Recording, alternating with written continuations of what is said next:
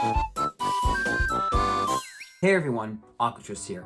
The 3DS and StreetPass have had a bit of a comeback over the last couple years, thanks to YouTubers such as Xeon from Nintendo Life trying to bring his all over the world and public places to see how many StreetPasses he could get.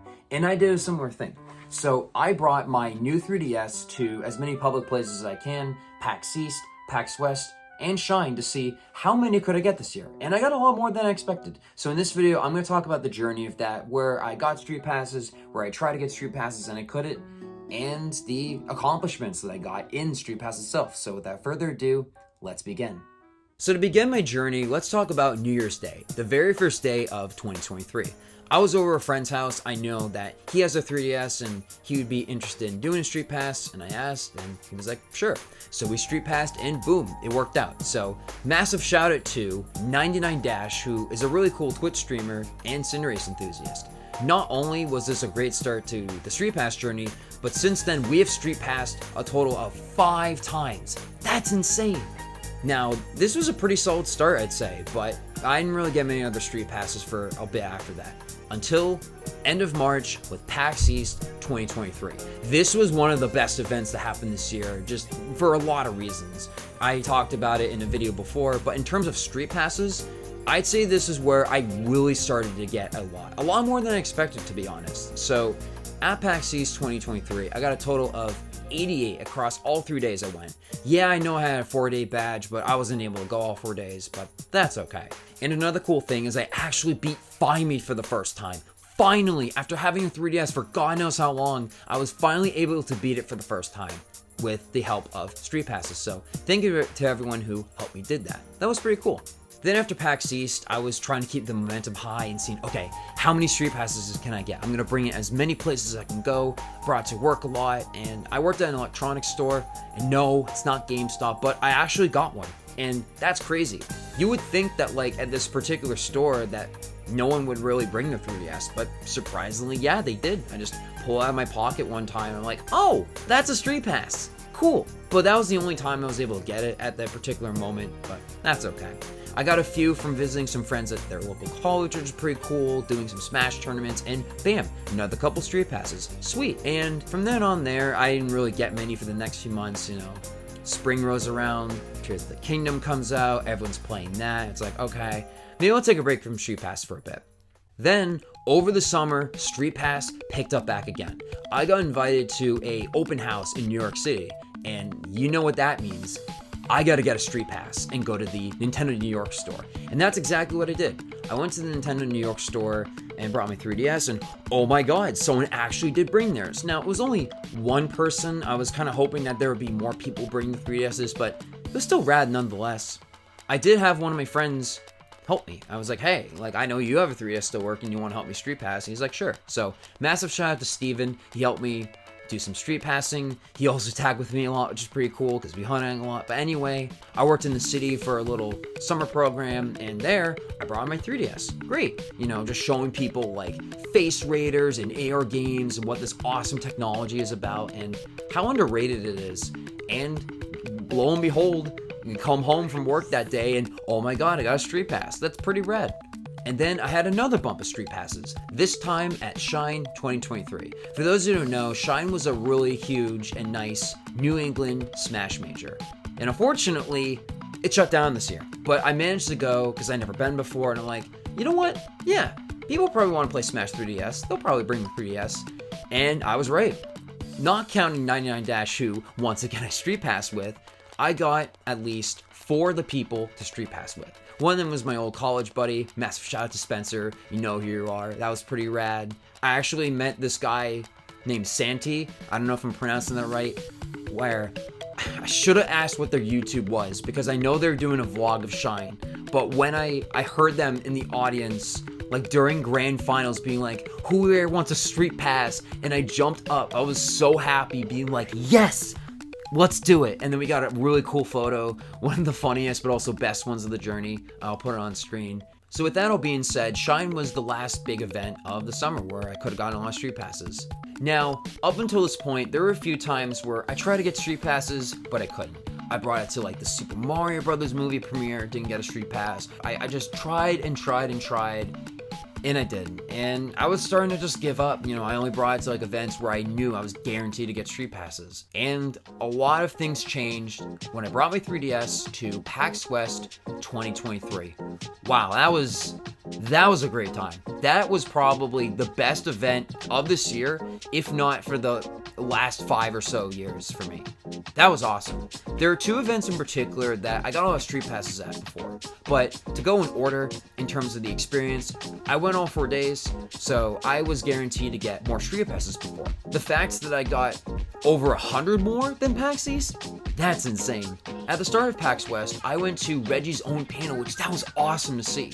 But when I walked out of that room and see, I wonder how many street passes I've gotten already. Bam, Chugga Conroy comes in my gate. I'm like, oh my god, I know I haven't seen him before, but that's just, that's so cool. Like seeing famous YouTubers bring their street pass and 3DS with them. That's awesome. I love that.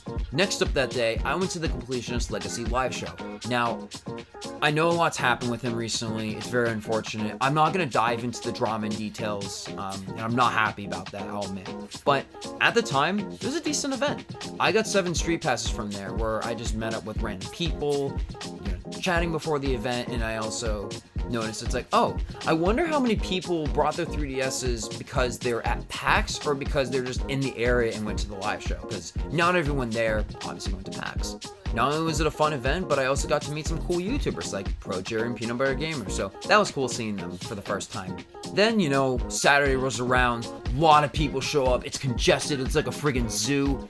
I bring my 3DS, and of course, as expected, got a lot of street passes. That was pretty rad. But more importantly, there were 2 events on the next 2 days, respectively, that helped me get a lot of street passes, but also was a lot of fun and just reminded me why I wanted to do this challenge in the first place. The first was the officially hosted by Nintendo Life community meetup on Sunday, and it was pretty rad. I saw Zian from Nintendo Life again, which is really cool. I saw him early at PAX East, and we street passed then, and we street passed again, probably like a couple times at the event actually, and that was a really cool picture we got.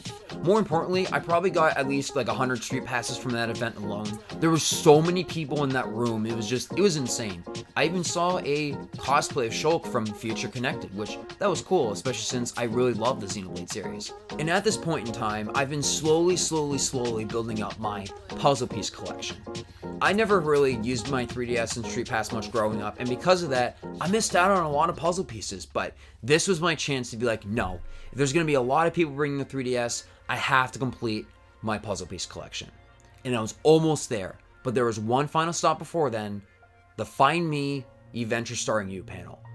Honestly, it was pretty solid. Decent little final event to end on before Nintendo Live, which I'll get into that in a bit, but shoutouts to Nick and Rob. They've been really cool, like, meeting them and, like, learning about their passion about Street Pass, but more importantly, because of it, I got a bunch of them.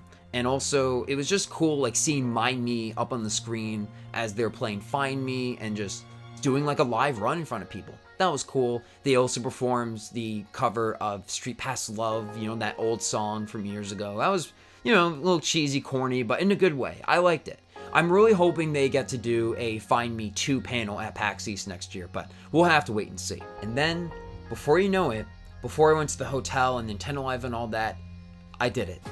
One of my childhood dreams, finally completed all the puzzle pieces after that event. Oh my god, that was just so awesome. Like, a big highlight of PAX West in general was finally being able to do that. I was just, it's so cool. Like, I love that little feature because not only they're just like images, but when you complete them, you get a little diorama of them. They all move and they're animated, and it's very cute. And I love all the different ones they did over the years, and I really hope they bring it back for Switch 2 at some point. And then, when I had dinner with my friends one last time before I flew back home, I checked and got my final set of Street Passes. 241 at PAX West. That is insane. Oh my goodness. With that, as I flew back home, that was the end of my Street Pass journey this year. Now, I know I could have easily brought it to more events that I went to and try to get more, but it was a combination of, one, I was really burnt out because I was just grinding Street Pass for like 4 days straight and doing all the mini games, puzzle swap, and didn't really feel like I had much of a purpose of doing that anymore. And 2, I honestly forgot. I just forgot. I'm like, damn, I could really bring my 3DS and get more right now, but that's okay. But either way, holy crap, that was an incredible journey. 2023 has been one of the most difficult to describe years in a long time.